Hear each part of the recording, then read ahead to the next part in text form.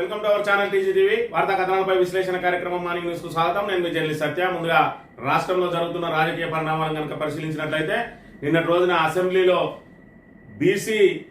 బీసీలకు 42% రిజర్వేషన్ అమలు చేస్తూ చట్టం తీసుకొచ్చిన బిల్లుకు సంబంధించి మరి ఇక్కడ వాదోపవాదాల మధ్య సభ ఏకగ్రీవంగా తీర్మానం చేసింది. బీఆర్ఎస్ తన సంపూర్ణ మద్దతు ప్రకటించడంతో పాటు బీజేపీ మిగతా పార్టీలన్నీ కూడా మరి ఇక్కడ ప్రభుత్వం ప్రవేశపెట్టిన బిల్లుకు మరి ఇక్కడ సంపూర్ణ మద్దతు తెలియజేస్తూనే కొన్ని సవరణలు సూచించింది. అయినప్పటికీ కూడా ప్రభుత్వం సవరణలకు ఒప్పుకోలేదు.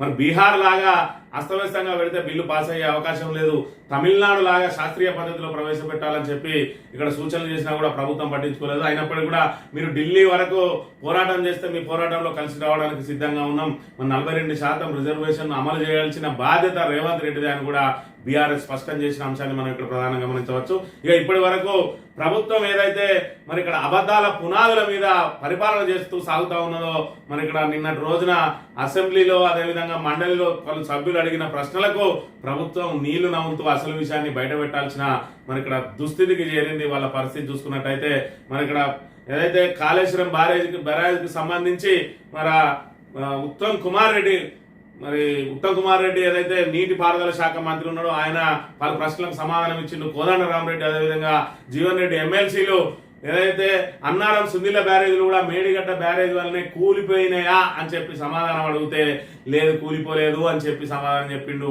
అంటే ఎంత నికృష్టమైన ప్రశ్న వేసిండు కోదండరామును తెలంగాణ ప్రజానీకం అంతా ఏ విధంగా గౌరవిస్తుంది, ఆ గౌరవాన్ని మరి ఏ విధంగా చేజార్చుకున్నాడన్న విషయాన్ని అయితే మనం చూడవచ్చు. ఎమ్మెల్సీ పదవి కోసం దిగజారిన కోదండరామరెడ్డి మరి ఇక్కడ కాళేశ్వరం మీద కుట్రలు కొనసాగిస్తూనే ఉన్నాడు. మరి బరాజులు బాగున్నాయా అని అడగాల్సిన ప్రశ్నను మరి బరాజులు కూలిపోయినాయా అని చెప్పి అడిగితే ప్రభుత్వం కూలిపోలేదు అని సమాధానం ఇచ్చింది. మరి ఇక్కడ ఏదైతే మీ నాన్న బాగున్నాడా అనేదానికి మీ అమ్మ బాగుడు బాగున్నాడా అనేదానికి ఏ విధమైన తేడాలు ఉంటాయో ఆ రకమైన ప్రశ్న వేయడాన్ని తెలంగాణ సమాజం అంతా కూడా మరి ఇక్కడ కోదండరాం పరిస్థితి పట్ల ఏయంగా మరి వ్యతిరేకిస్తున్నది ఆయన ప్రశ్నను అని చెప్పి మనం ఇక్కడ ప్రధానంగా గమనించవచ్చు. ఎమ్మెల్సీ కవిత గారు అడిగిన మరో ప్రశ్నకు మరి ఇక్కడ కళ్యాణ మస్తు పథకం అమలవుతుందా, ఇప్పటి వరకు ఎంతమందిని తులం బంగారం అంటే లక్షతో పాటు తులం బంగారం ఇవ్వడానికి ఆ పథకంలో లబ్ధిదారులు ఎంపిక చేసిరంటే దానికి సంబంధించి మేము ఆ పథకాన్ని అమలు చేయడం లేదు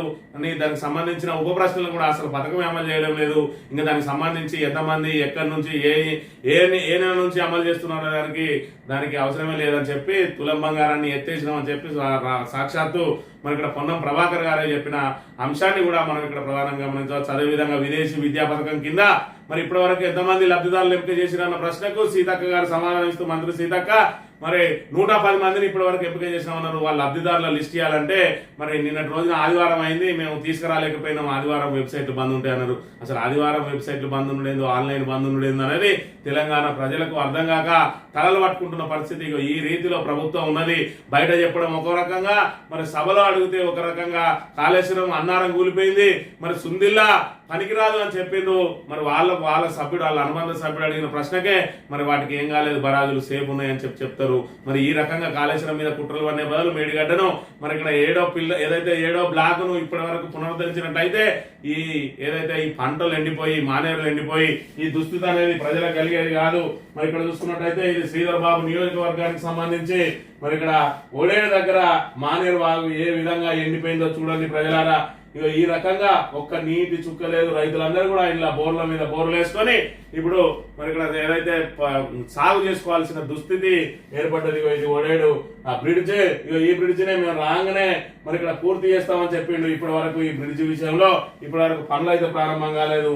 ఇక్కడ చూసుకున్నట్లయితే ఇదైతే మానేరు వాగులో చుక్క నీరు లేదు అంటే దీనికి అంతటి కూడా ప్రధాన కారణం ఏంటి అని అంటే ఖచ్చితంగా ఇది కాళేశ్వరం పాపమే దానికి తాకిందని కూడా మనం చెప్పక తప్పదు. మంత్రి నియోజకవర్గానికి సంబంధించి చూసుకున్నట్టయితే ఒక సోషల్ మీడియాలో ఒక స్లైడ్ ఇక్కడ చక్కర్లు పడతా ఉన్నది. ఇక్కడ చూసుకున్నట్టయితే ఒకడేమో ఆడవాళ్ళ చేతిలో దెబ్బలు తినే న్యూస్ రాజుగాడు, ఒకడేమో ఆడవాళ్ళని చూస్తే బట్టలిప్పి కొట్టుకునే రాజుగాడు, ఇంకోడేమో దొంగతనంగా గొర్రెలు కోసుకునే చీప్ రాజుగాడు అని చెప్పి మంతని నియోజకవర్గంలో మరి ఇక్కడ అధికార పార్టీ నాయకులు దాన్ని పూర్తిగా దిగజారి ప్రవర్తిస్తా ఉన్నాడు. మరి ఇక్కడ చూసుకున్నట్టయితే బీఆర్ఎస్ నాయకులు అందరూ కలిసి అక్కడ దావత్ చేసుకుంటే దాన్ని పెట్టి కుక్కలు నక్కలు అని చెప్పిన వెధవ, మరి ఆడిదాని చేతుల దెబ్బలు తిన్న వెధవ. మరి ఇక్కడ కర్మానుసారం అంటారు. కర్మానుసారం చూసుకున్నట్టయితే ఈ పిల్లాడు మరి ఇక్కడ కాంగ్రెస్ పార్టీకి మరి చిన్నప్పటి నుంచి కాంగ్రెస్ పార్టీలో కొనసాగుతా ఉన్నాడు. ఈయన ఇక్కడ ముక్కున్నది ఏదైతే చూపిస్తా ఉన్నాడో ఈయన మీద దాడి చేసింది ఎవరో కాదు, సాక్షాత్తు కాంగ్రెస్ నాయకులే. మరి వాళ్ళ మీద నిన్న రోజున ఫిర్యాదు కూడా చేయడం జరిగింది. ఇక్కడ చూసుకున్నట్టయితే శ్రీల గౌరవనీయులైన కమాన్పూర్ ఎస్ఐ గారికి నమస్కరించి రాయనదేమనగా మనమేమనగా నేను MD Yusuf son of late Ismail Kamanpur నివాసిని. నేను మజీద్ ఇఫ్తార్ నుండి ఇంటికి వెళ్ళినాను. నా ఇంట్లో అప్పుడు ఎవరూ లేని సమయం చూసి గడప కృష్ణమూర్తి దాసరి గట్టాయలు నా ఇంట్లో ప్రవేశించి నాపై కత్తితో దాడి చేశారు. నేను తలుపు తేరుకొని బయటికి వచ్చి చుట్టుపక్కలకు వచ్చేసరికి చూసినాడు. దీనికి ఐ విట్నెస్ గా మహమ్మద్ షబానా మరియు నస్రీన్ చూసినారు. నా ఆయన దయదలిసి తగు చర్యలు తీసుకోగలరని చెప్పి ఈ పిల్లగాడు ఇక్కడ పెట్టిను. వారే అరే మరి ఇక్కడ బీఆర్ఎస్ వాళ్ళు ఏదో దావత్ చేసుకుంటే తాళాల దావత్ చేసుకుంటే ఆ ఫోటోను పెట్టుకుని కుక్కలు నక్కలు అన్నావు కదా వెధవా. ఇప్పుడు ఎవర్రా కుక్క కొట్లాటలంటే గివిరా. మరి ఇక్కడ ఏదో వాళ్ళ మధ్య కళాలు సృష్టించాలని చెప్పి దావత్ చేసుకున్న ఫోటో మీద కూడా వక్ర భాషలు చెప్పిన విధవలు ఇక్కడ చెప్పురా. కలికోట రహస్యం అంటే కాదురా విధవ, కమాన్పూర్ రహస్యం చెప్పురా ముందుగాలు.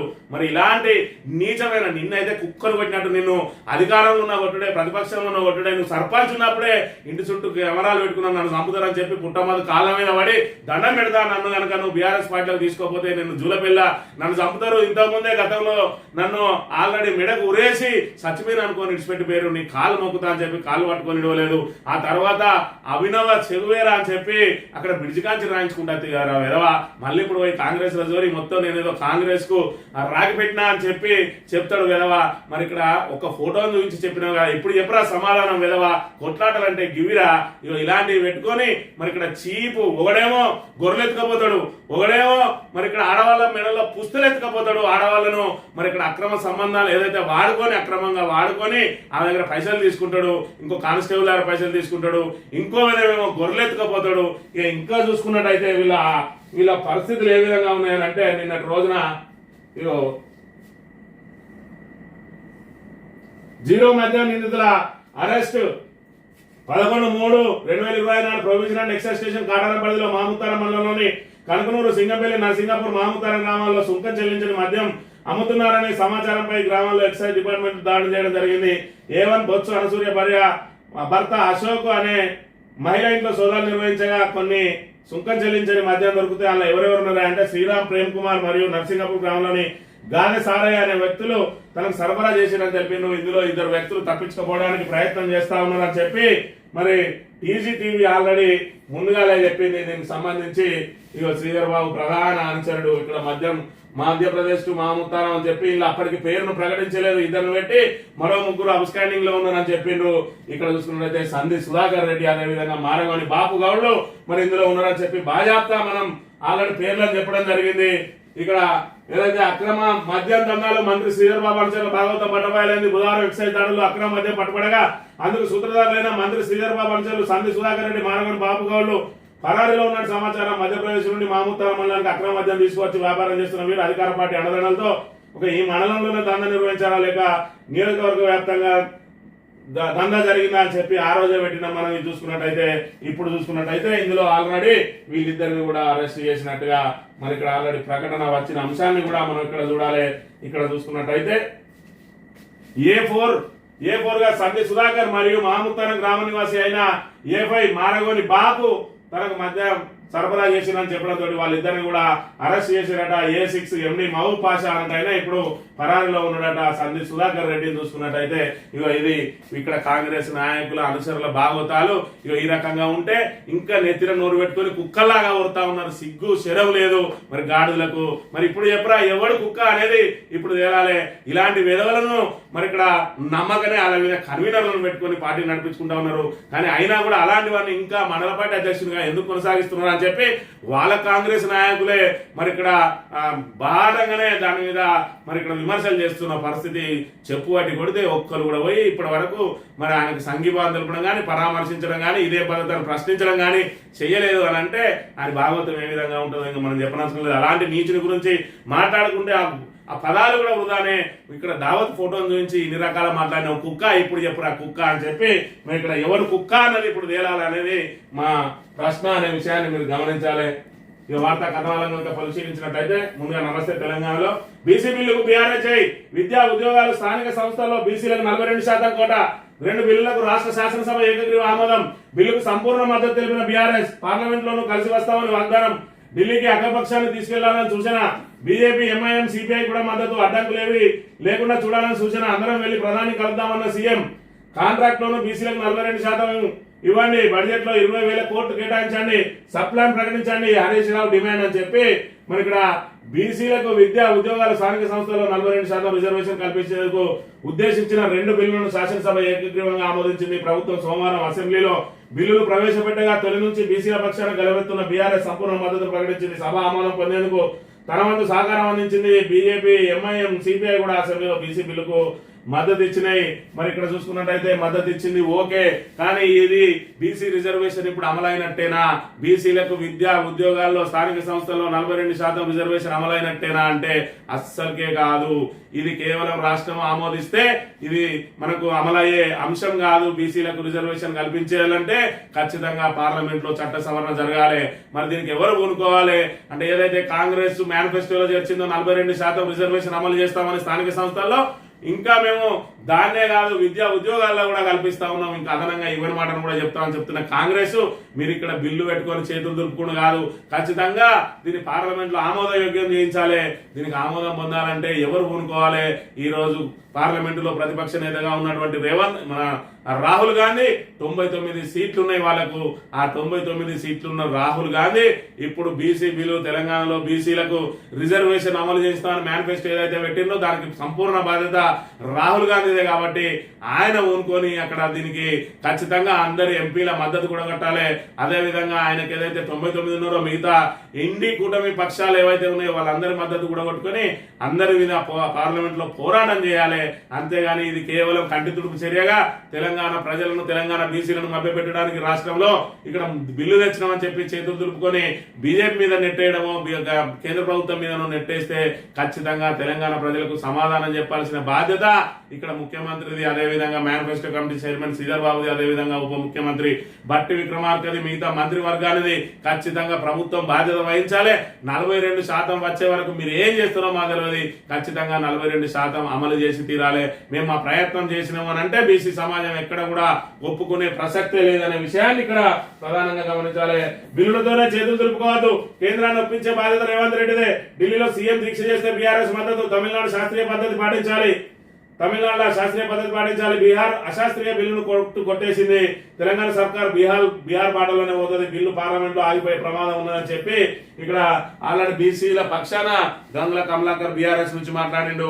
తమిళనాడులో ఏ విధంగా అయితే శాస్త్రీయంగా మరి ఇక్కడ బిల్లును ప్రవేశపెట్టి దాన్ని ఆమోదం చేసుకున్నారో మీరు బీహార్ లాగా కాకుండా బీహార్ లాగా అయితే అక్కడ కోర్టు కొట్టేసింది. బీహార్ లో ఎందుకు కొట్టేసింది అని అంటే దానికి అసలు బీసీ కులగణన అనేదే ముందు దానికి ఒక ఏదైతే బీసీకి సంబంధించి దానికి ఒక కమిటీ వేసుకొని చైర్మన్ వేసుకొని వాళ్ళ అండర్లో ఇదంతా చేయాలని చెప్పారు. దానిలాగానే మరి ఇవన్నీ చేయాల్సి ఉన్నది. ఇప్పటికే బీసీలలో మరి ఇక్కడ కులగణనలో చాలా పొరపాట్లు ఉన్నాయి. 5% బీసీల సంఖ్యను తగ్గించి చూపించున్నా చెప్పి కూడా దీని మీద పెద్ద ఎత్తున విమర్శలు వస్తున్న నేపథ్యంలో 42% పెట్టి చేతులు దులుపుకోవడానికి ఏదైతే మరి రేవంత్ రెడ్డి ప్రయత్నం చేస్తా ఉన్నాడో అదంతా కూడా ఖచ్చితంగా 42% రిజర్వేషన్ అమలు బాధ్యత అనేది. దానికి నువ్వేం చేస్తావు మా సహకారం కోరుకుంటే మేము నీ దగ్గరికి ఎక్కడికైనా రావడానికి మేము సిద్ధంగా ఉన్నాం, కానీ అమలు చేయించే బాధ్యత మాత్రం ఖచ్చితంగా మీదే. మేనిఫెస్టోలో పెట్టి ప్రజలను మభ్యపెట్టి ఓట్లు వేయించుకున్నారు కాబట్టి దాన్ని అమలు చేయాల్సిన బాధ్యత కూడా మీదే. దానికి ఖచ్చితంగా సహకరించాల్సిన బాధ్యత మాది. మీరు ఏ సహకారం కావాలంటే ఆ సహకారం అందిస్తాం.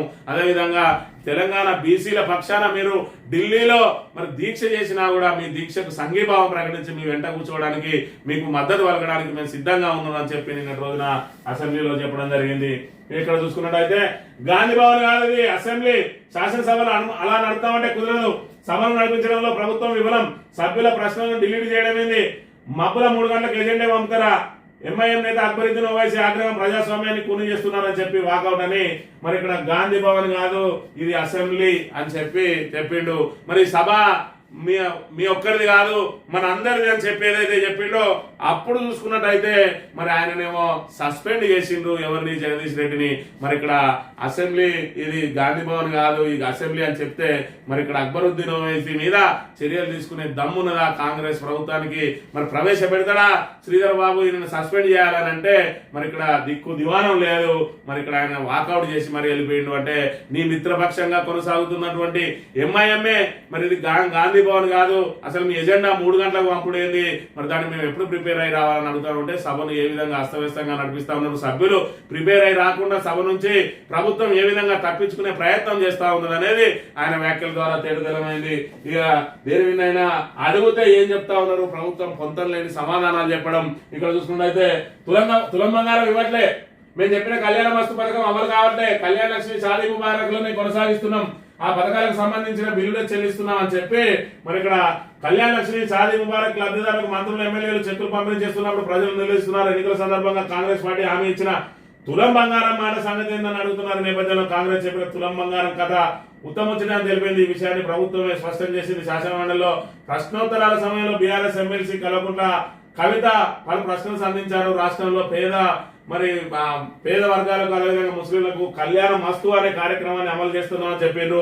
అందులో ఇప్పటి వరకు ఎంతమంది లబ్ధిదారులను ఎంపిక చేసిండ్రు, ఏ నెల నుంచి ఎంపిక చేసిండ్రు, ఎప్పుడు ఇవ్వబోతున్నారని ప్రశ్నలు అడిగితే అసలు మేము ఆ కళ్యాణ లక్ష్మి పథకాన్ని అమలు చేస్తలేమని చెప్పి ఒకటి, ఆ తర్వాత అసలు అమలే చేస్తున్నాం కాబట్టి ఇక మిగతా ప్రశ్నలకు ఆ ప్రశ్నలే ప్రస్తావన లేదని చెప్పి చెప్తా ఉన్నారంటే కళ్యాణ మస్తు అనే కార్యక్రమం ఏదైతే తులం బంగారం పథకం ఏదైతే ఉన్నదో దానికి రామ్ పలికింది మరి ఇక్కడ కాంగ్రెస్ ప్రభుత్వం అని చెప్పి తేటతెల్లమవుతున్నది.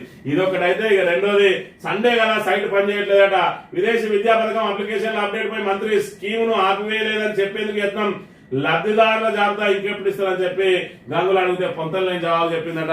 మరి లేదంటే విదేశీ విద్యా నిధి పథకానికి సంబంధించి బీసీలకు అదే విధంగా ఎస్సీలకు 20 లక్షల చొప్పున ఆర్థిక సాయం ఏదైతే చేస్తా ఉన్నారో అందులో ఇప్పటి వరకు ఎంతమందిని ఎంపిక చేసిందో అంటే మేము ఆ స్కీమ్ ఆపేయలేదు, ఇప్పటికి సుమారు 110 మందిని ఎంపిక చేసినామని అంటే మరి 110 మంది ఆ లిస్ట్ ఇవ్వండి అని అంటే నిన్న సండే కదా సైట్ బంద్ ఉన్నది అంటారు. సండే అంటే సైట్లు బంద్ ఉండేది అదేమన్నా కార్యాలయమా అంటే కొంత లేని సమాధానం చెప్పి ప్రభుత్వం తప్పించుకునే ప్రయత్నమే చేస్తున్నది తప్ప దానికి సంబంధించి మరి ఇక్కడ విదేశీ విద్యానిధి పథకం అమలు కావట్లేదు అనేది ఇక్కడ తేటతెల్లమైన విషయాన్ని మనం ఇక్కడ గమనించాలి.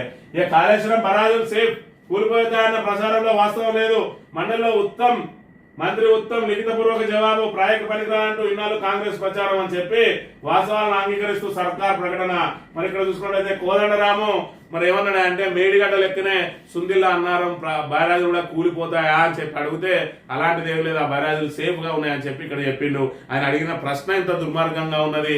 మరి అక్కడ అవి సేఫేనా అని అడగాలి, మరి ఇక్కడ విష ప్రచారంలో భాగంగా అవి కూడా కూలిపోతాయా అని అడుగుడు. ఇదేం దుర్మార్గం, ఇదేం రాక్షసానందం కోదండరామరెడ్డికి.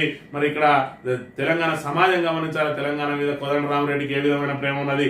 ఎమ్మెల్సీ పదవి కోసం కాంగ్రెస్ కాళ్ళకాడ బేరం ఆడుకున్న కోదండరామును ఇలా తెలంగాణ ప్రజానీకం అదేవిధంగా ప్రొఫెసర్ కోదండరామరెడ్డి అని చెప్పి ఆయన వెనుక మరి ఏదైతే విద్యార్థి లోకం అంతా ఏమడుందో ఈ రోజు విద్యార్థి లోకం కనబడితే మరి తరిమి కొట్టడానికి సిద్ధంగా ఉన్నారు. అలాంటి వ్యక్తి అడిగిన ప్రశ్నకు ఆల్రెడీ మరి ఇక్కడ అన్నారం అదేవిధంగా సుందిల బరాజు సేఫ్ అని చెప్తా ఉన్నాడు. మరి సేఫ్ అని చెప్తే గేట్ ఎందుకు ఎత్తి గోదావరిని ఎడారిగా ఎందుకు మార్చిండో ఈ రోజు ప్రజలకు సమాధానం చెప్పాలి. ఒక దిక్కు సేఫ్ అంటాడు, మరో దిక్కు తుమ్మిడియేటి దగ్గర మేము ప్రాజెక్టు కడతాం, అక్కడి నుంచి ఎల్లంపల్లికి గ్రావిటీ కెనాల్ ద్వారా నీళ్లు తెస్తామంటాడు. ఉన్న ప్రాజెక్టును వాడుకొని చేతనైతే లేదు. మిషన్ భగీరథకు 650 కోట్లు ఇచ్చి మిషన్ భగీరథ పథకాన్ని దాన్ని మెయింటెనెన్స్ చేసి దాన్ని నీళ్లు ఇవ్వాల్సిన సమయంలో 650 కోట్లు చెల్లించక మరమ్మత్తు చేయక ఎక్కడెక్కడనే ఆగిపోయినాయి. ఈ రకంగా ఉన్న ఇన్ఫ్రాస్ట్రక్చర్ ను కూడా వాడుకోలేని దుస్థితిలో ఉన్నది. కేవలం గత ప్రభుత్వం మీద మరి బురద జల్లడం కోసం ఇక్కడ తెలంగాణ ప్రజానీకాన్ని మాడ్స్గా తింటున్నది మంత్రివర్గం అంతా అనే విషయాన్ని కూడా మనం ఇక్కడ ప్రధానంగా గమనించాలి. ఆత్మహత్యలు ఆపకుండా అందాల పోటీలా కాంగ్రెస్ పాలనలో రైజింగ్ కాదు తెలంగాణ డౌన్ ఫాలింగ్. బంగారం లాంటి రాష్ట్రాన్ని రేవంత్ కుప్పగొల్చిండు కేటీఆర్. పిచ్చోడి చేతిలో రాయిలా రేవంత్ సర్కార్ పాలన క్యాన్సర్ తో పోల్చి తెలంగాణ నాశనం చేసిండు. రాష్ట్ర ఆదాయం 71,000 కోట్లు తగ్గిందని ఒప్పుకున్న ముఖ్యమంత్రి అప్రూవర్ గా మారిండు. డబ్బులు లేవంటూ అందాల పోటీలకు 250 కోట్ల. రేవంత్ దాటిన రేఖలపై మేము దాటగలం, మేము నోరెప్పితే ఇంట్లో అన్నం కూడా పెట్టరట. తనదాకా వస్తే నీతి సూత్రాలు నైతిక విలువల. కేసీఆర్ పై దేశంతో రైతులపై పగ సాధిస్తున్నాడు సీఎం. మీడియా చిట్చాట్ లో మాజీ మంత్రి కేటీఆర్ ఫైర్ అని చెప్పి ఆత్మహత్య లాభకుండా అందాల పోటీలా అని చెప్పి మరి 55 కోట్లు ఏదైతే మరి ఇక్కడ ఫార్ములా ఈవెన్ రేస్ కు సంబంధించి ఏదైతే దానికి 55 కోట్లు గత ప్రభుత్వం చెల్లించిందో దాని మీద విచారణ పేరుతోటి దాని మీద ఏసీబీ తోటి కేసులు నమోదు చేయించి కొండందవి ఎరగని బట్టి లాస్ట్ కు ఈ ఫార్ములా కేసుకు మేము వ్యతిరేకం కాదని ఆఖరికి మరి మంత్రి శ్రీధర్ బాబు సూక్తులు వల్లించిండు. ఇలా చూసుకున్నట్టయితే అందాల పోటీలకు 250 కోట్లు ఖర్చు పెట్టి అందాల పోటీలు పెడతాడు. మరి అందాల పోటీలతోటి ఇక్కడికి ఏం పరిశ్రమలు వస్తాయి ఏమొస్తాయి అనే విషయాన్ని ఇక్కడ గమనించాలి. ఈ ఫార్ములా రేస్ తోటి వచ్చిన నష్టం ఏంది, అందాల పోటీలతో వచ్చే లాభం ఏందో తెలంగాణ ప్రజానికం అంతా కూడా బేరీజ్ వేసుకోవాలి. ఫార్ములా ఈ రేస్ కేసు ద్వారా మరి ఇక్కడ ఎలక్ట్రిక్ ఆటోమొబైల్ రంగానికి హైదరాబాద్ హబ్ గా మార్చడానికి మన కేటీఆర్ ప్రయత్నం చేస్తే అందాల పోటీల ద్వారా మరి బ్యూటీ పార్లర్లు పెట్టిస్తాడా రేవంత్ రెడ్డి అనే విషయాన్ని కూడా తెలంగాణ సమాజం గమనించాలి. ఈ రకమైన అస్తవ్యస్త నిర్ణయాలతోటి ఈ రోజు తెలంగాణ తిరోగమనంలో పోయి సుమారు 71,000 కోట్ల ఆదాయం తగ్గింది ఒక సంవత్సరంలో. అంటే వాళ్ళ అసమర్థ పాలన, వాళ్ళ ఏదైతే అనుభవ రాహిత్యం, అదేవిధంగా గత ప్రభుత్వం మీద బురదల్లి రాష్ట్రాన్ని క్యాన్సర్ పేషెంట్ లాగా ఏదైతే అభివర్ణించిండో రాష్ట్రానికి పెట్టుబడులు రావడమే గగనమైంది. ఏమైంది సీతారాబాబు 1,78,000 కోట్ల పెట్టుబడులు తెచ్చినా అంటావు కదా, ఏది ఇప్పటి వరకు నువ్వు దావోస్ పోయా ఎన్ని రోజులు అవుతుంది? గత సంవత్సరం తెచ్చిన దావోస్ నుంచి పెట్టుబడుల్లో 40,000 కోట్లేవి, ఇప్పుడు తెచ్చిన 1,78,000 కోట్లేవి కాయిదాల మీద రాసుకొని ఆ 4 రోజులు అంకెర గారడి తోటి చెవులను సంతోషపెట్టి చేతులు దులుపుకుంటా ఉన్నది కాంగ్రెస్ ప్రభుత్వం అనే విషయాన్ని మనం ఇక్కడ ప్రధానంగా గమనించాలి. 3 రైతుల బలవన్మరణం. నల్గొండ జిల్లాలో అప్పుల బాధతో తనకు చాలించిన కౌలు రైతు. మెదక్ జిల్లా ప్రగతి ధర్మారంలో పొలంలోనే ఉరేసుకున్న అన్నదాత. జనగామ జిల్లాలో అప్పుల బాధతో పిఎస్సీ చైర్మన్ ఆత్మహత్య. ఇప్పటికి రాలిన మట్టిపోలు 452 అని చెప్పి ఇక్కడ 3 అన్నదాతలు ఆత్మహత్య చేసుకున్నారట. మరి ఇక్కడ ఈ ఆత్మహత్యల పరంపర కొనసాగుతూనే ఉన్నది. ఇక్కడ చెప్పిండు ఆత్మహత్యలు అప్పుడు చేత కాదు కానీ అందాల పోటీలకు మాత్రం 250 కోట్లు అన్నాడు. మరి ఇక్కడ వీళ్లకు సరైన సమయంలో రుణమాఫీ చేసి ఉంటే, సరైన సమయంలో పెట్టుబడి సాయం అంది ఉంటే, వాళ్ళకి కనుక సౌకర్యాలు కల్పి ఉంటే, అదేవిధంగా అన్నదాతల ఇబ్బందులు ఏంటియో తెలుసుకొని ఉండి ఉంటే, ఈ ఆత్మహత్యలను మరి ఆపడానికి ఒక కమిటీ వేసి ఉంటే, అసలు రైతులకు అవగాహన కల్పించి ఉంటే, రైతులకు అండదండలు అందించినట్టు ఉంటే ఇక్కడ నిత్యం రైతుల మరి ఇక్కడ ఆత్మహత్యలు జరిగి ఉంటాయా? మరి ఇక్కడ చూసుకోవాలి. మరోవైపు ఏదైతే రైతు బీమాకు సంబంధించి దానికి కిస్తీ కట్టలేదని చెప్పి వీళ్ళకి రావాల్సిన గత ప్రభుత్వ హయాంలో 11 రోజుల కార్యక్రమం జరగకముందే రైతుకు సంబంధించిన నామినీ అకౌంట్ లో 5 లక్షల రూపాయలు పడేది. ఈ రోజు వస్తున్నాయా అంటే అతి గతి లేదు. సుమారు 7,000 మందికి ఇప్పటి వరకు వివిధ కారణాలతో మృతి చెందిన వారికి 7,000 మందికి రాలేదట. ఇక్కడ చూసుకున్నట్టయితే ఇక మంతని నియోజకవర్గానికి చూసుకున్నట్టయితే మరి ఈ ఏదైతే ఆత్మహత్యల పాల్పడ్డ వాళ్ళకు సంబంధించిన ఎక్స్గ్రేషియాలు లేదంటే ఆ కౌలు రైతులకు సంబంధించిన ఆత్మహత్యలు చేసుకున్న వారికి వాళ్ళకి రావాల్సిన ఎక్స్గ్రేషియాను కూడా ఇక్కడ లబ్ధిదారుల పేర్లు మారుస్తా ఉన్నారు. ఇక్కడ చూసుకున్నట్టయితే నిన్న రోజున భూపాలపల్లి జిల్లా కేంద్రంలో జరిగింది. ఎక్స్గ్రేషియా పంపిణీలో అవకతవకలు, లబ్ధిదారుల లిస్టులో మారిన పేర్లు, అధికారుల మాయాజాలం, న్యాయం చేయాలని బాధితుల వేడుకలు. జయశంకర్ భూపాలపల్లి జిల్లాలో అప్పుల బాధ తట్టుకోలేక ఆత్మహత్య చేసుకున్న 16 మంది కౌలు రైతులకు ప్రభుత్వం నుండి సుమారు 6 లక్షల చొప్పున ఎక్స్గ్రేషియా మంజూరైంది. కాగా అధికారుల మాయాజాలంతో అవకతవకలు జరిగాయని, లబ్ధిదారుల జాబితాలో కొందరు పేర్లు తారుమారు చేశారని బాధితులు ఆరోపిస్తున్నారు. ఈ మేరకు సోమవారం జయశంకర్ భూపాలపల్లి జిల్లా కేంద్రంలోని ఐడిఓసి కార్యాలయంలో సోమవారం నిర్వహించిన ప్రజాస్వామ్య కార్యక్రమంలో తమకు న్యాయం చేయాలని కోరుతూ జిల్లా కలెక్టర్ కు దరఖాస్తు చేసుకున్నారు. వివరాల్లోకి వెళ్తే జయశంకర్ భూపాలపల్లి జిల్లా రేగొండ మండలం రామన్నగూడెం చెందిన బానోతు రమాదేవి, కాటారం మండలం కేంద్రం చెందిన రామిల్ల మల్లయ్య, మాదేపూర్ మండలం చెందిన అమ్మడిపల్లికి చెందిన పొలం కృష్ణస్వామి అనే కౌలు రైతులు అప్పుల బాధ భరించలేక సుమారు 5-6 సంవత్సరాల క్రితం ఆత్మహత్య చేసుకున్నారు. వీరితో పాటు మరికొంతమంది ఆత్మహత్య చేసుకోక గత ప్రభుత్వ హయాంలో మృతుల కుటుంబ సభ్యులకు ఎక్స్గ్రేషియా కోసం దరఖాస్తు చేసుకున్నారు. కాగా ప్రస్తుత ప్రభుత్వం గత జనవరిలో 16 మంది ఆత్మహత్య చేసుకున్న రైతుల పేరు ఒక్కొక్కరికి సుమారు 6 లక్షల చొప్పున ఎక్స్గ్రేషియా మంజూరు చేసింది. కాగా ప్రభుత్వం నుండి మంజూరైన 16 మంది జాబితాలో పై 3 రైతుల పేర్లు ఉండగా స్థానిక జిల్లా కలెక్టర్ ఆఫీస్ లో మాత్రం ఆ 3 పేర్ల బదులు వేరే రైతుల పేర్లు వచ్చినాయి. ఎట్లా ఎందుకు వచ్చినాయి? సచివాలయం నుంచి వచ్చినాయి వాళ్ళకు, అక్కడి నుంచి పేర్లు. మరి ఇక్కడ ఏదైతే ఇక్కడ మొత్తం 16 మందిలో ఇక్కడ చూసుకుంటే బానోతు రమాదేవి ఇళ్ళ దగ్గర రేగొండ, అదేవిధంగా రామిల్ల మల్లయ్య ఇళ్ళ దగ్గర కాటార మండలం పొలం కృష్ణస్వామి ఇళ్ళ దగ్గర మాదేపూర్ అంబటిపల్లి. మరి వీళ్ళకు రావాలి.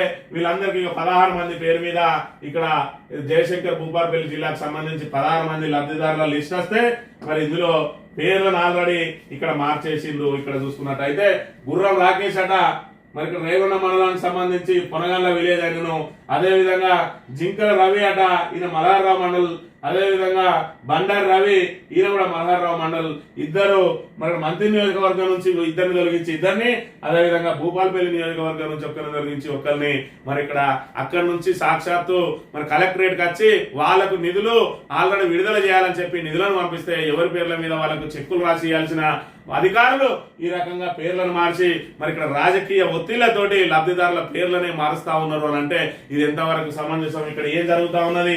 మరి ఇక్కడ మంత్రి నియోజకవర్గంలో భూపాలపల్లి జిల్లాలో ఏ విధంగా అవకతవకలు జరుగుతున్నాయనే విషయాన్ని మనం ఇక్కడ ప్రధానంగా గమనించాలి. ఈ రకంగా 9/1/2025 రోజున మరి ఇక్కడ డ్రాఫ్ట్ ఏదైతే CMRF ద్వారా ఈ నిధులను రిలీజ్ చేసిరో దీనికి సంబంధించి మరి మొత్తం 141 మందికి ఎక్స్గ్రేషియా కింద 9,98,50,51,000 రూపాయలు వస్తే అందులో 96 లక్షల రూపాయలు మరి ఇక్కడ ఏదైతే జయశంకర్ భూపాలపల్లి జిల్లాకి వచ్చినాయి. మరి ఇక్కడ కలెక్టర్ కాపాడాల్సిన కలెక్టర్ ఈ రకంగా పేర్లు మారిస్తే మరి ఇక్కడ ఎవరైనా అధికారి తప్పు చేస్తే కలెక్టర్కు విన్నవించుకుంటాం, కానీ కలెక్టరే తప్పు చేస్తే ఎవరికి ఎప్పుడు మరి వాళ్ళ బాధ వాళ్ళ గోస ఎవరికి ఎప్పుడు? ఈ రకంగా రాజకీయ ఒత్తిళ్లతోటి అధికారులు ఏదైతే ఏళ్ల తరబడి వాళ్ళు ఎక్స్గ్రేషియా కోసం ప్రయత్నాలు చేస్తా ఉన్నారో వాళ్ళు మరి అక్కడికి సచివాలయానికి వెళ్లి మరి లబ్ధిదారుల లిస్టు తెచ్చుకున్నారు, అయినా వాళ్ళకు అన్యాయం జరుగుతూనే ఉన్నది. మరి ఈ విషయంగా కాపాడాల్సిన మంత్రి గాని ఎమ్మెల్యే గాని ఏదైతే లబ్ధిదారులకు అండగా నిలవాలన్నా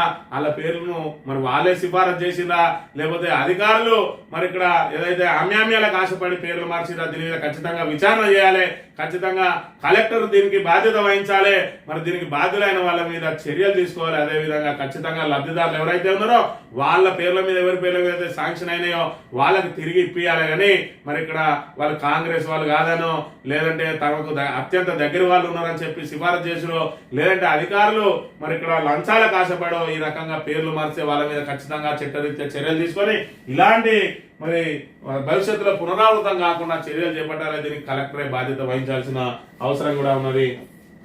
ఇక ఆనాటి రోజులను తీసుకొచ్చిండు రేవంత్ అన్న. గతంలో చూసుకుంటే ట్రాన్స్ఫార్మర్లు కాలిపోతే ఏ విధంగా ఉండేది పరిస్థితి, మరి ఎండాకాలం వచ్చిందంటే నిత్యం ట్రాన్స్ఫార్మర్లు కాలిపోవడం లో వోల్టేజ్లతోటి అక్కడి నుంచి మరి రైతులే దాన్ని తీసుకుపోవాలి, రిపేర్ చేయించుకోవాలి, మళ్ళా పట్టుకొచ్చుకోవాలి, ఆ దుస్థితి ఉండేది. ఇలా గుడ్డలు ఇప్పించి కొడతా అని చెప్పి రేవంత్ రెడ్డి నిత్యం బట్టలు కూడా తిత్తా అంటాడు. ఇవాళ రైతులు బరివాత దింపుతాను, రైతులు బట్టలు ఇప్పుకొని ఆ పొలాల మధ్య నుంచి ట్రాన్స్ఫార్మర్ మోసుకుంటూ పోవాల్సిన దుస్థితి ఎక్కడ జరిగింది అని అంటే లో వోల్టేజ్తో తరచూ ట్రాన్స్ఫార్మర్లు కాలిపోతుండటంతో పంటలను కాపాడుకునేందుకు రైతులు తీవ్రంగా శ్రమిస్తున్నారు. మహబూబ్ జిల్లా దంతాలపల్లి మండలం దాట్లలో సోమవారం ట్రాన్స్ఫార్మర్ కాలిపోగా రైతులే పొలాల మధ్య నుంచి 1/2 కిలోమీటర్ మేర భుజాల మీద మోస్తూ తీసుకెళ్లిపోతున్న దుస్థితి ఈ రోజు నెలకొన్నది. ఇప్పుడు కనబడతా ఉన్నది. ఉమ్మడి ఆంధ్రప్రదేశ్ లో ఉన్న పరిస్థితులను మార్పు పేరుతోటి రేవంత్ రెడ్డి తీసుకొచ్చిండు. మార్పు తెత్తా అంటే తెలంగాణ ప్రజానికానికి అర్థం కాలే. మరి ఇక్కడ 24 గంటల కరెంట్ ఉంటే ఈయన మార్పు తెచ్చి ఏం చేస్తాడు? 48 గంటల కరెంట్ ఇస్తాడు ఒక్క రోజుకు? అర్థం చేసుకోలే. ఆల్రెడీ రైతు బంద్ వస్తుంది, రైతు బీమా వస్తుంది. మరి మిషన్ కాకతీయ ద్వారా చెరువులు సస్యశ్యామలని, కాళేశ్వరం ప్రాజెక్టు ద్వారా సాగునీటికి కొరత లేదు, తాగునీటికి కొరత లేదు. మరి అదే విధంగా మహిళలకు సంబంధించి దసరాకు చీరలు ఇస్తా ఉన్నాడు, అదే విధంగా రంజాన్ తోఫా ఇస్తా ఉన్నాడు, క్రిస్మస్ కానుకలు ఇస్తా ఉన్నాడు. మరి ఇన్ని రకాలుగా 200 ఉన్న పెన్షన్ 2000 చేసిండు. మరి ఇన్ని రకాలుగా ఆదుకుంటే కేసీఆర్ కిట్లు ఇచ్చిండు. మరి ఇక్కడ నార్మల్ డెలివరీల కోసం మాతా శిశువులను బలోపేతం చేసి కేసీఆర్ కిట్ తో పాటు ఆడపిల్ల పడితే 13,000, మగపిల్లలు పడితే 12,000 ఇచ్చి ప్రోత్సాహం ఇచ్చి మరి ఇక్కడ సిజేరియన్లు లేకుండా ప్రోత్సహించే ప్రయత్నం చేసి ఇన్ని రకాల ప్రజలకు మరి ఇక్కడ న్యూట్రిషన్ కిట్లు ఇచ్చి వాళ్ళకు ఏదైతే బలవర్ధకమైన ఆహారం కూడా ఇచ్చి ఇన్ని రకాల అండదండగా నిలిస్తే మార్పు తెస్తాం మేము అనగానే ఆశపడ్డరు. ఇవాళ గోసపడతా ఉన్నారు. మరి ఏ మార్పు వచ్చిందో ఇక్కడ తెలంగాణ ప్రజానికం అంతా కూడా గమనించాలి. ఈ హైడ్రా ముసుగులో దందా, ఓవైపు నోటీసులు, మరోవైపు లావాదేవీలు, ఫిర్యాదు చేసిన రసీదు ఇవ్వకపోతే ఇలా కమిషనర్ రంగనాథ్ కనీసం పోనెత్తారు. నా పరిస్థితి ఇస్తుంటే సామాన్యుడు గతేంది.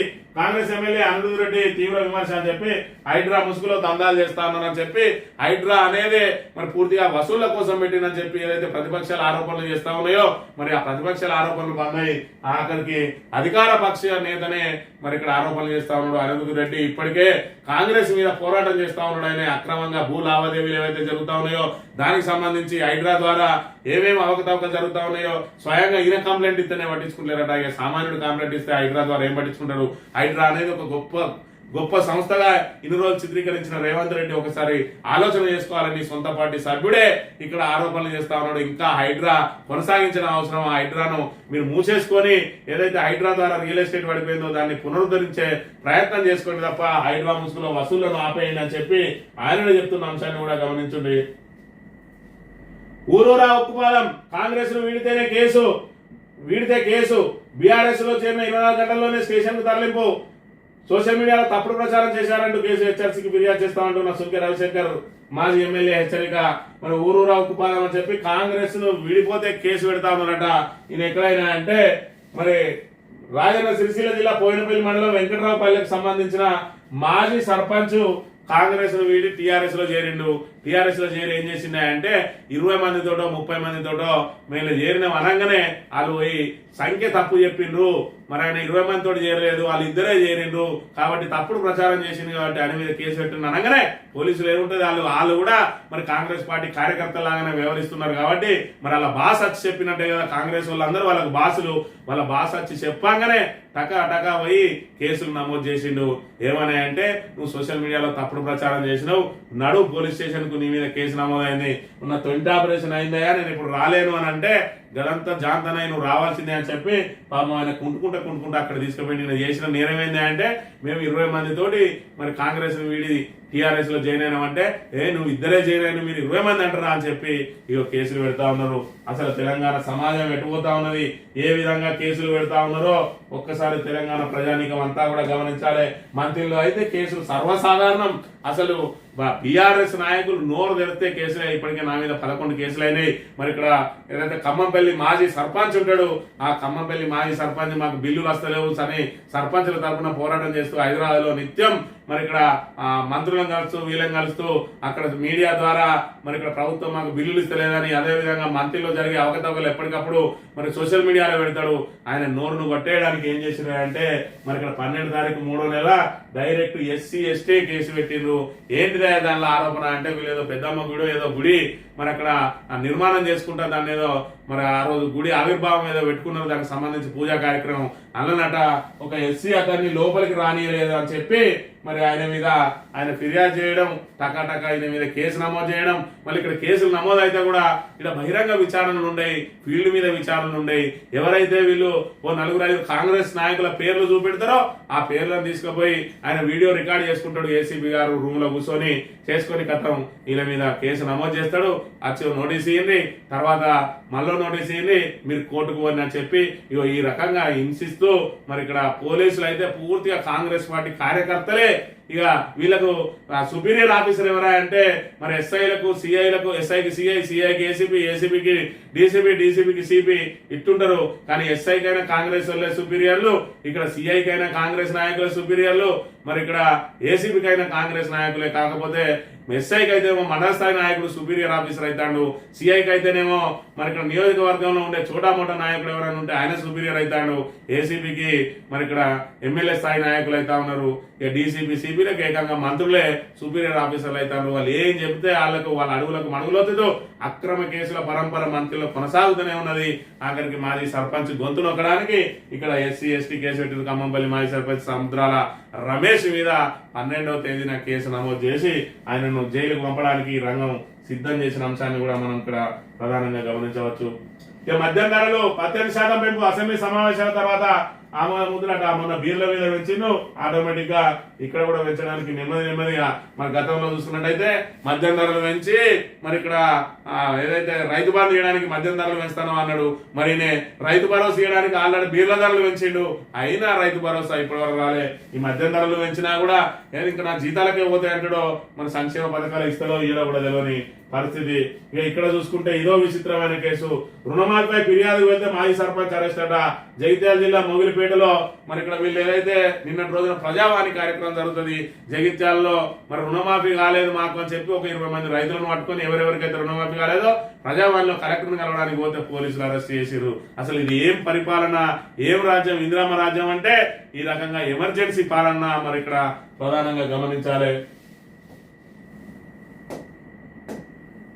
తెలంగాణ దినపత్రిక విషయానికి వస్తే అభినవ గాడ్సే రేవంత్ రేవంత్ రెడ్డివి గాడ్సే మూలాలే అందాల పోటీలు అవసరమా ఊరికి బ్యూటీ పార్లర్లు పెడతావా అని చెప్పి మరి ఆయన అప్పుల లెక్కలు కూడా తప్పుల తడగా రోజుకో మాట మాట్లాడతాడు.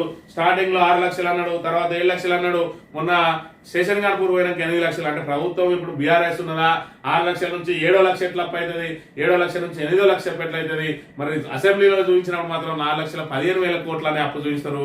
మరి ఇప్పటికి దాన్ని 8 లక్షలు తీసుకొచ్చిండు రేవంత్ రెడ్డి. మరి ఇక్కడ చూస్తున్నట్టయితే 1,58,000 కోట్లు ఆయన అప్పు చేసిండు. ఇదెందుకు అప్పు చేసినావు అని అంటే వాళ్ళ అప్పులను వడ్డీలు అసలు వడ్డీ కట్టుకుంటాను అని చెప్పి పొంతన లేని మాటలు మాట్లాడి ఈ రోజు తెలంగాణను పూర్తిగా మరి ఇక్కడ అస్తవ్యస్తం చేస్తున్న పరిస్థితిని కూడా గమనించాలి. తులం బంగారం గోవింద అంటే గోవిందనే అయిన విషయాన్ని కూడా మనం గమనించాలి. పొట్టి శ్రీరాములు యూనివర్సిటీకి పేరు మార్పు, సురవరం ప్రతాపరెడ్డిగా నామకరణం, అసెంబ్లీలో బిల్లు ఆమోదం, చెల్లపల్లి టెర్మినల్కు పొట్టి శ్రీరాములు పేరు ప్రతిపాదన, కేంద్రాన్ని ఒప్పించాలన్న సీఎం రేవంత్ రెడ్డి. మరి ఇక్కడ చూసుకున్నట్టయితే పొట్టి శ్రీరాములు పేరును మరి ఇక్కడ సురవరం ప్రతాపరెడ్డిగా నామకరణం చేసినట్ట. ఎందుకంటే ఆంధ్రలో కూడా పొట్టి శ్రీరాములు పేరు మీదే ఉన్నాయి కాబట్టి కారణపరమైన చిక్కులు వస్తాయని చెప్పి మార్చినామని చెప్పి ఇక్కడ చెప్తున్న పరిస్థితి. ఈ అసెంబ్లీని ముట్టడించిన బీఆర్ఎస్ ఓయూలో నిషేధం ఎత్తివేయాలని డిమాండ్ ఆందోళనకారులను అడ్డుకున్న పోలీసులు అని చెప్పి ఓయూలో నిరసనల మీద నిషేధం విధిస్తూ సర్క్యులర్ జారీ అయింది. దాని మీద విద్యార్థి లోకమంతా కూడా బగ్గుమంటున్న పరిస్థితిని మనం ఇక్కడ చూడాలి. రేవంత్ కి మెంటల్ మానసిక రోగం వచ్చింది. ఓటుకునోడు కేసులో దొరికిన దొంగ నోరు తెరిస్తే అన్ని బూతులే, మాజీ ఎమ్మెల్యే గ్యాదర్ కిషోర్. మరి ఇక్కడ రేవంత్ రెడ్డి మీద నిన్నటి రోజున తీవ్రంగా విరుచుకోబడ్డాడు. ఇక్కడ మాజీ ఎమ్మెల్యే గ్యాదర్ కిషోర్. మరి ఇక్కడ రేవంత్ రెడ్డి ఏం భాష అయితే మాట్లాడతాడో మరి మిగతా వాళ్ళు కూడా ఆయనను అనుసరిస్తున్న పరిస్థితిని కూడా మనం ఇక్కడ ప్రధానంగా గమనించాలి. రాజీవ్ యువ వికాసం పథకం ప్రారంభం, అసెంబ్లీ ఆవరణలో ప్రారంభించిన సీఎం రేవంత్ రెడ్డి. రాజీవ్ యువ వికాసం పేరుతోటి 6,000 కోట్లు పెడుతుంది. అందులో 40,000 నుంచి 4 లక్షల వరకు మరి వాళ్ళ అవసరాలను బట్టి యువకులకు డబ్బులు ఇస్తామని చెప్పి చెప్తా ఉన్నారు. ఆయన మాట్లాడుకుంటూ ఆయన దగ్గర ఎమ్మెల్యేలు వచ్చిరట.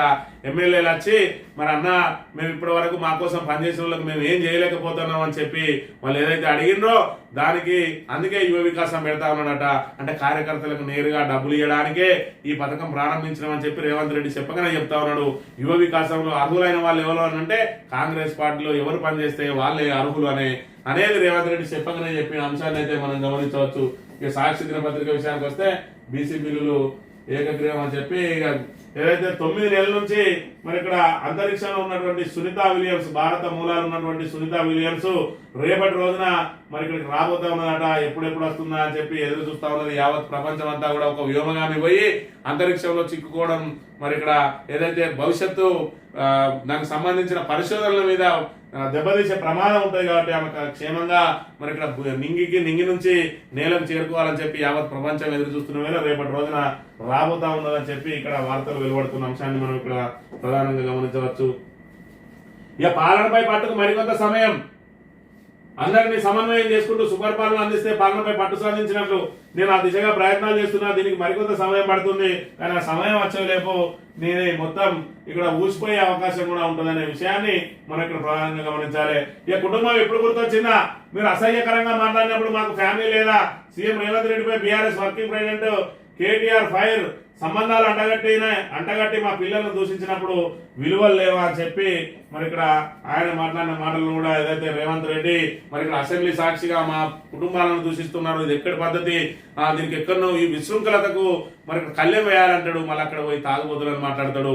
మరి నోరు తెరిస్తే మరి అబద్ధాల గురించి మాట్లాడతాడు. అసలు ఆయన ఏది మాట్లాడతాడో అవన్నీ కూడా ఆయన గురించే మాట్లాడుకుంటాడు. అబద్ధాలకు జిఎస్టీ ఉంటే వాళ్ళ ఆస్తులు కూడా చాలయట. ఎవరి ఆస్తులు చాలయంటే అసలు అబద్ధాలకు బ్రాండ్ అంబాసిడర్ ఎవరు? మరి రేవంత్ రెడ్డి అని చెప్పి చిన్న పిల్లాన్ని అడిగినా కూడా తెలంగాణలో అబద్ధాలకు బ్రాండ్ అంబాసిడర్ ఎవరే అంటే రేవంత్ రెడ్డి అనే చెప్తారనే విషయాన్ని కూడా మనం గమనించాలి. ఆంధ్రజ్యోతి విషయానికి వస్తే బీసీ బిల్లులపై వాడివేడి చర్చ అని చెప్పి మరి ఇక్కడ చెప్తున్న పరిస్థితి. ఇక మంత్రులను తీసేస్తేనే పట్టున్నట్ట, పారదర్శక పాలన అందిస్తే పట్టు వచ్చినట్టు కులగాల వల్లే బడుగులకు ఎమ్మెల్సీ సీట్లు అసలు మంత్రులను ఎవరు చేయమన్నారు, తీసేస్తేనే పట్టున్నట్టు అని అసలు ఎవరిని బెదిరిస్తాను నేనే అనే విషయాన్ని, అసలు ఈయన సీటు ఉంటుందో సిరుగుతుందో అర్థం కాని పరిస్థితుల్లో ఫ్రస్ట్రేషన్ లో ఆయన ఏం మాట్లాడుతాడో ఆయనకే అర్థమైతలేదు. పాలన మీద పట్టు రాలే అంటాడు. 15 నెలలైనా కూడా పాలన మీద పట్టు రాకపోతే మరి ఇంకా నువ్వు ఎన్నడు అంటే 5 ఏళ్ల తర్వాత పట్టొస్తుందా నీకు? మరి నీ పాలన మీద పట్టులేక తెలంగాణ అధోగతి పాలు చేసినావు. మరి ఇక్కడ పరిపాలన మీద పట్టు లేనోనికి మరి ఏ విధంగా ముఖ్యమంత్రి పదవి కట్టబెట్టిరు అనేది ఫస్ట్ తెలియదు. కాంగ్రెస్ అధిష్టానం ఆలోచన చేసుకోవాలి. ఇక రేవంత్ గోడలు దూకేది మాకు తెలియదా? సాగర్ సొసైటీలో ఎంతసేపు ఉండేవాడో తెలుసు. సెల్ఫ్ డ్రైవింగ్ కథలు, ప్రైవేట్ కార్ల వివరాలు చెప్తాం. ఎక్కువ మాట్లాడితే ఫోటోలు కూడా బయట పెడతాం. మేము మొదలు పెడితే రేవంత్ రెడ్డి బయట తిరగలేరు. తెలంగాణ పరిస్థితి పిచ్చోడి చేతిలో రాయిలా ఉంది. ఆత్మహత్యలతో తలడిల్తుంటే అందాల పోటీలా కాంగ్రెస్ సర్కార్ అటల్ రావు చిట్చాట్లో కేటీఆర్ అని చెప్పి మరి ఇక్కడ ఏదైతే నోటికి వచ్చినట్టు మరి ఇక్కడ గతంలో మాట్లాడిండో ఏది మన రేవంత్ రెడ్డి మరి దానికి సంబంధించి మేము కూడా బయట పెట్టగలుగుతాం అని చెప్పి ఇక్కడ చెప్తున్న అంశాన్ని మనం ఇక్కడ ప్రధానంగా గమనించాలి. మరి గతంలో చూసుకున్నట్టయితే రేవంత్ రెడ్డి ఏ విధంగా మాట్లాడేది అనే అంశాన్ని కూడా చూసుకున్నట్టయితే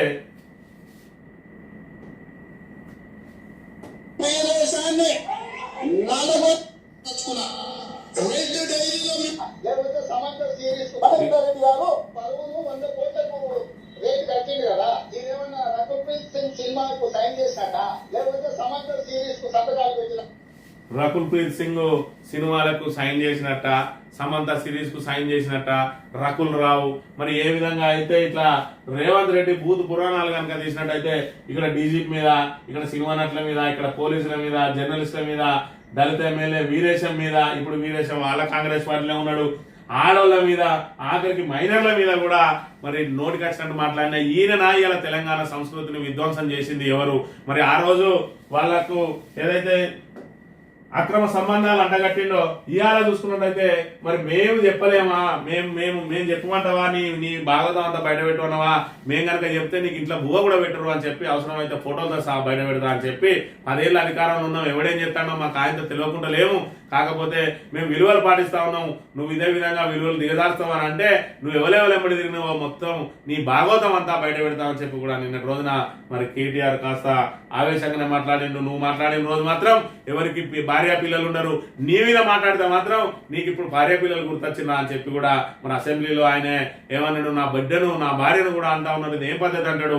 మరి ఆయనే మరి ఇక్కడ కేటీఆర్ భార్య గురించి నీ భార్యది ఏం కులం, నీ భార్య అని ఒక భార్య ఆయన భార్య మీద మాట్లాడే రోజు ఆ రోజు గుర్తుండే విలువలు అనేటి ఎదుగులోకి చెప్పడానికి మనం పాటించడానికి పనిచేయి. కొన్ని ఇప్పటికైనా పాటిస్తాడా రేవంత్ రెడ్డి అంటే అసలు విలువలు అనేది రేవంత్ రెడ్డికి ఆయన డిక్షనరీలోనే లేదు, అసలు విలువలు అనే పదానికి అర్థమే లేదనే విషయాన్ని అయితే మనం ఇక్కడ ప్రధానంగా గమనించాలి. ఇక కేంద్ర ప్రభుత్వ ఏర్పాటులో దక్షిణాది పాత్ర అనివార్యం అని చెప్పి నిన్నటి రోజున కేంద్రం ఏదైతే దీనికి పునర్విభజన చేయబోతా ఉన్నదో మరి నియోజకవర్గాల పునర్విభజన అంశానికి సంబంధించి అఖిలపక్ష సమావేశం ఏర్పాటు చేసింది. అఖిలపక్ష సమావేశానికి ఎవరు వేయరాయాలంటే కాంగ్రెస్ లో చేరిన కేశవరావు, కాంగ్రెస్ సీనియర్ నాయకుడు మరి మాజీ మంత్రి, మాజీ ఫ్లోర్ లీడరు మరి ఇక్కడ జానారెడ్డి, అదే విధంగా బట్టి విక్రమార్క, అదే విధంగా సిపిఐ నాయకుడు కూనంనేని సాంబశివరావు. ఇది అఖిలపక్షం. వీళ్ళు పిలిస్తే రావడానికి కూడా ఎవరు సిద్ధంగా లేరు. మరి ఇక్కడ ఆ ఉన్న బీజేపీ రాదు, ఇటు బీఆర్ఎస్ రాదు. మరి అఖిలపక్ష సమావేశాలు ఎందుకు, ఇది ఎవరిని మభ్య పెట్టడానికో అర్థం కాదనే విషయాన్ని మనం ఇక్కడ ప్రధానంగా గమనించాలి. ఇక వైసీపీ అధికార ప్రతినిధి శ్యామల సహా 11 మంది యూట్యూబర్లపై కేసు. బెట్టింగ్ యాప్ లో ప్రచారం చేసినందుకే నిందితులు, సెలబ్రిటీలు, టీవీ నటులు త్వరలో నోటీసులు, అరెస్టుకు అవకాశం అని చెప్పి మరి ఇక్కడ బెట్టింగ్ యాప్ కు సంబంధించి ప్రధానంగా చర్చించుకోవాలి. బెట్టింగ్ యాప్ల బారిన పడి అనేక మంది ఆత్మహత్యలు చేసుకుంటా ఉన్నారు. ఈ రోజు కొన్ని అసలు ఎవరు ఎందుకు ఆత్మహత్య చేసుకుంటున్నారో కూడా తెలియదు. కొన్ని సందర్భాలలో తీరా దాని మీద లోతుగా కనుక మరి విచారణ చేసినట్టయితే వాళ్ళ అప్పుల పాలై ఆత్మహత్యలు చేసుకుంటా ఉన్నారు. అప్పుల పాలై ఎందుకే ఇల్లు కట్టిండా, పెళ్లి చేసిండా అంటే ఇల్లు కట్టిన వాళ్ళు, పెళ్లి చేసిన వాళ్ళు ఎవరు కూడా ఆత్మహత్యలు చేసుకుంటలేరు. ఇలాంటి బెట్టింగ్ యాప్ల బారిన పడ్డ వాళ్ళు మాత్రమే ఇక్కడ ఆత్మహత్యలు చేసుకుంటున్న పరిస్థితి నెలకొంటా ఉన్నది. దానికి కొంతమంది సెలబ్రిటీలు ఏదైతే ఆ బెట్టింగ్ యాప్లను ప్రచారం చేస్తా ఉన్నారో వాళ్ళందరి మీద కేసులు నమోదైతే ఉన్నది. సోషల్ మీడియా ఇన్ఫ్లుయెన్స్ ఎవరైతే ఉన్నారో, అదేవిధంగా సెలబ్రిటీలు ఎవరైతే ఉన్నారో బెట్టింగ్ యాప్లను ప్రచారం చేసిన వాళ్ళందరి మీద కూడా మరి ఇక్కడ దేశవ్యాప్తంగా ఉక్కుపాదం మోపాలే మరి ఇక్కడ ఇప్పుడే ప్రారంభమైంది. అదంతా కూడా బెట్టింగ్ యాప్లను ఎక్కడికక్కడ నిషేధం కూడా విధించి బెట్టింగ్ యాప్లను అసలు ఎందులో నుంచి కూడా డౌన్లోడ్ కాకుండా కూడా మరి ఇక్కడ భారత ప్రభుత్వం ప్రయత్నం చేయాల్సిన అవసరం కూడా ఉన్నది. ఇక్కడ ఈనాడు దినపత్రిక విషయానికి వస్తే ఈ బిల్లులన్నీ ఏకగ్రీవంగా ఆమోదమైన దానికి సంబంధించిన వార్తలు ప్రచురించింది. సీఎం విధానాలతోనే ఆర్థిక వ్యవస్థ చిన్నాభిన్నం. కేసీఆర్ పై ద్వేషంతో కాళేశ్వరానికి మరమ్మతులు చేయలేదు. మీడియా ఇష్టాగోష్ఠిలో కేటీఆర్ విమర్శలు అని చెప్పి నిజంగా చెప్పాలంటే కాళేశ్వరం ప్రాజెక్ట్ అనేది మరి తెలంగాణకు జీవధార. ఆ తెలంగాణ జీవధారని ఎండబెడితే ఆ పాపం ఖచ్చితంగా శాపంగా మారుతుంది. దానిలో ఎవరెవరు భాగస్వామిలో వాళ్ళందరూ కూడా ఆ పాపం తగలక మానది. ఎందుకంటే మరి ఇక్కడ మానేరు, ఇక్కడ నిత్యం కలకలాడే మానేరు కూడా ఇలా పూర్తిగా ఎండిపోయింది అని అంటే దీనికి సంబంధించి బాధ్యులు ఎవరనే విషయాన్ని మనం ఇక్కడ ప్రధానంగా గమనించాలి. మానవుల్లో ఏదో ఒక పాయన వారేది ఇవాళ చూసుకున్నట్టయితే ఒక చుక్క నీరు లేదు ఓడేడు మానేరు దగ్గర అని అంటే మరి పాపం ఎవరిది? ఏదైతే కాళేశ్వరం జనాలు ఇట్లా తిరిగి మిడ్ మానేర్ ద్వారా మళ్ళా తిరిగి మళ్ళా కాళేశ్వరానికి చేరేది. దాంతో మరి ఇక్కడ రౌండ్ ద సర్కిల్ అన్నట్టు పూర్తిగా మరి ఇక్కడ ఏదైతే నీరు ఇట్లా చక్కర్లు కొట్టేది, ఏదైతే గోదావరి నీరు తిరుక్కుంటూ వచ్చి ఇది మళ్ళీ గోదావరి నీరు కూడా మళ్ళీ మన ఈ మానేరు నీరు కూడా మళ్ళీ గోదావరినే కలుస్తుంది. గోదావరి నీరు మానేరులకు, మానేరు నీరు గోదావరికి ఈ నీటి సర్క్యులేషన్ తోటి చుట్టుపక్కల మరి పొలాలన్నీ సస్యశ్యామలం అయ్యేటి, అదేవిధంగా భూగర్భ జలాలు పెరిగేటి. ఇవాళ చూసుకుంటే మానేరు ఎండిపోయింది, గోదావరి పూర్తిగా ఎడారిగా మారింది. దీనికి అంతటి కూడా ప్రధాన కారణం కాళేశ్వరం ప్రాజెక్టు మీద కుట్రలు అనడమే. మేడిగడ్డలో ఏడో బ్లాక్ ను పునరుద్ధరించండి అని చెప్పి ఎన్డీఎస్సీ నివేదిక ఇచ్చినా కూడా ఎన్డీఎస్సీ నివేదికను ఇప్పటి వరకు తొక్కిపెట్టి దాన్ని మరమ్మతు చేయడానికి ప్రయత్నం చేయకుండా మేము తుమ్మిడిహెట్టి దగ్గర ప్రాజెక్టు కడతా ఉంటాను, ఇక్కడ ఇప్పటికే 1,58,000 కోట్లు అప్పు చేసిండు, జీతాలు ఇవ్వడానికే మా దగ్గర డబ్బులు లేవంటా ఉన్నారు. ఉన్న ఇన్ఫ్రాస్ట్రక్చర్ ను వాడుకోలేని దుస్థితిలో ఉన్న ప్రభుత్వం ఇక్కడ కొత్త ప్రాజెక్టు కడతామంటాను. ఎక్కడి నుంచి తెచ్చి కడతారు కొత్త ప్రాజెక్టు? మూసికి 1,50,000 కోట్లు చేస్తా అంటాడు. మరి ఇక్కడ మళ్ళీ తుమ్మిడిహెట్టి దగ్గర మళ్ళీ 50,000 కోట్లు. అంటే మేము ప్రాజెక్టు కడితే తప్ప మా జేబులు నిండే ఉన్న ప్రాజెక్టు నడిస్తే మాకేం వస్తుంది అంటాడా? మరి ఇది ఏమన్నట్టు? ఇక్కడ మిషన్ భగీరథకు కనీసం 650 కోట్లు చెల్లించలేని దుస్థితిలో ఈ రోజు మిషన్ భగీరథ పథకం మూలన పడుతున్న పరిస్థితి. మరి ఇక్కడ గొలుసుకట్ట చెరువులన్నిటి కూడా పునరుజ్జీవం కల్పిస్తే అవి నీళ్లు లేక వెలవెల వాడుతా ఉన్నాయి. 1,00,000 ఎకరాలకు పైగా ఆల్రెడీ పంటలు ఎండిపోతా ఉన్నాయని చెప్పి నివేదికలు కూడా ఇస్తా ఉన్నారు. ఇక్కడ చూసుకున్నట్టయితే ఇక్కడ 1,00,000 ఎకరాల్లో ఎండిన వరి ప్రభుత్వానికి వ్యవసాయ శాఖ ప్రాథమిక నివేదిక అని చెప్పి ఎక్కడ చూసుకున్నా, ఇది సూర్యాపేట జిల్లాట, ఎక్కడ చూసుకున్నా కూడా వరి అంతా ఎండుతా ఉన్నది. మరి ఇక్కడ బీఆర్ఎస్ ప్రభుత్వ హయాంలో వరి ఎందుకు ఎండలేదు? కాళేశ్వరం ప్రాజెక్టు ద్వారా 1 ఎకరా కూడా నీళ్లు రాలేదని చెప్పి ప్రగల్భాలు వాళ్ళకే కాంగ్రెస్ నాయకులు ఇప్పుడు సమాధానం చెప్పాలి. కాంగ్రెస్ ప్రాజెక్టును ఎండబెడితే మీకు వచ్చిన లాభం ఏంది? బీఆర్ఎస్ మీద ఇంకా బురద చల్లితే మీకు వచ్చే లాభం ఏంది? అసలు రైతులను పూర్తిగా ఇంత సర్వనాశనం చేస్తే రాబోయే రోజుల్లో మీకు ఓటు ఎట్లా వస్తాయి? ఈ చిన్న లాజిక్ కూడా అర్థం చేసుకోకుండా రైతులను ఎందుకు గోసవుచ్చుకుంటా ఉన్నారు? మరి ఇక్కడ ఒకవైపు పరిపాలనా వైఫల్యం, మరోవైపు మీరు ఇచ్చిన మీ అసమర్థ పాలనతో ఇచ్చిన హామీలు అమలు కావు, 6 గ్యారెంటీలను అమలు చేయలేని దుస్థితిలో ఉన్నారు. ఒకవైపు హైడ్రా లాంటి దాన్ని తీసుకొని వచ్చి ఇలా పూర్తిగా రియల్ ఎస్టేట్ వ్యాపారాన్ని దెబ్బతీసి ఆదాయాన్ని పూర్తిగా మరి కోల్పోయినరు. ఇంకా కూడా ప్రజలను ఎందుకు ఇబ్బంది పెడుతున్నారు? మీకు తెలంగాణ ప్రజానీకం కాంగ్రెస్ కు ఓట్లేసుడే తప్ప అనే విషయం మరి మీరు గమనించాలి. ఇప్పటికైనా తెలంగాణ సమాజం కూడా గమనించాలి. ఆశకు పోతే మోసమవుతామని చెప్పి మరి ఇక్కడ కేసీఆర్ ఏదైతే చెప్పిండో ఇప్పటికైనా గుర్తు తెచ్చుకొని ఇంకా కూడా వాళ్ళు ఆశలు పెట్టే అవకాశం ఉంటుంది ఎలక్షన్ సమయంలో. కాబట్టి జాగ్రత్తగా ఉండి కాంగ్రెస్ ను ఖచ్చితంగా పాత్ర పెడితేనే మనం తెలంగాణ సమాజం బాగుపడుతుందని గుర్తుంచుకోవాలని కోరుతూ ఇది ఈ రోజు మార్నింగ్ న్యూస్. తిరిగి రేపు వెళ్తాం. Thank you very much.